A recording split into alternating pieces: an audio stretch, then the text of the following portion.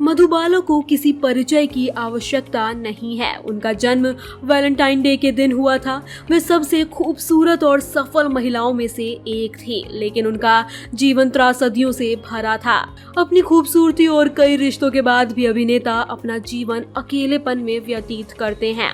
मधुबाला पहली भारतीय एक्ट्रेस थी जिन्होंने न सिर्फ बॉलीवुड बल्कि हॉलीवुड में भी बवाल मचाया था। मधुबाला को अमेरिकन मैगजीन थिएटर आर्ट्स ने इनवाइट किया था।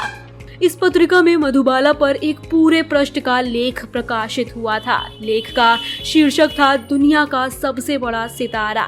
एक और जहां वे अपनी प्रोफेशनल लाइफ में काफी सक्सेसफुल हैं, वहीं उनकी निजी जिंदगी काफी मुश्किलों से भरी रही। मधुबाला एक पठान परिवार से ताल्लुक रखती थी। मधु के पिता उसके साथ बहुत सख्त थे। उनका असली नाम मुमताज जहां बेगम था। वे 11 भाई बहनों में 5वें नंबर की थी। अमेरिकी डायरेक्टर फ्रैंक कैपरा मधुबाला को अपनी फिल्म में लेना चाहते थे, लेकिन मधुबाला के पिता अताउल्लाह खान ने उनके यहाँ काम करने से मना कर दिया। मधुबाला ने अपने करियर की शुरुआत बतौर चाइल्ड एक्ट्रेस 1942 में फिल्म बसंत से की थी। 10 साल बाद 1952 में फिल्म बहुत दिन हुए की शूटिंग के दौरान उन्हें पता चला कि उनके दिल में छेद है। एक बार एक ज्योतिषी ने उनके जीवन की भविष्यवाणी की और उनकी भविष्यवाणी सच भी हुई। एक ज्योतिषी ने कहा कि वे कभी भी बहुत प्रसिद्ध नहीं होगी, लेकिन उसे सच्चा प्यार कभी नहीं मिलेगा। उन्होंने कम उम्र में ही मधु की मृत्यु की भविष्यवाणी भी कर दी थी।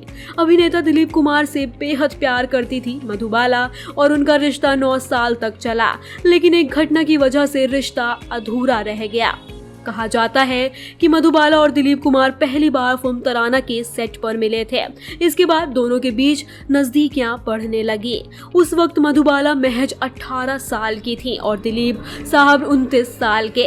मीडिया रिपोर्ट्स के मुताबिक ग्वालियर में एक फिल्म की शूटिंग चल रही थी। तभी कुछ गुंडों ने महिलाओं से बदसलूकी की और उनके कपड़े उतार दिए। मधुबाला के पिता ने शूटिंग की जगह बदलने को कहा। ये मामला कोर्ट तक पहुंचा और दिलीप साहब ने कोर्ट में फिल्म डायरेक्टर का साथ दिया। मधुबाला की बहन ने कहा कि मधुबाला चाहती थी कि दिलीप साहब उनके पिता से माफी मांगे, लेकिन दिलीप कुमार ने मधुबाला से कहा कि तुम अपने पिता को छोड़ दो, मैं तुमसे शादी करूंगा। इस वजह से उनका रिश्ता खराब हो गया। बाद में दिलीप साहब ने सायरा बानो से शादी कर ली और सायरा बानो उनकी मृत्यु तक उनके साथ रही। मधुबाला ने किशोर कुमार से शादी की थी। मधुबाला का 39 साल की उम्र में निधन हो गया।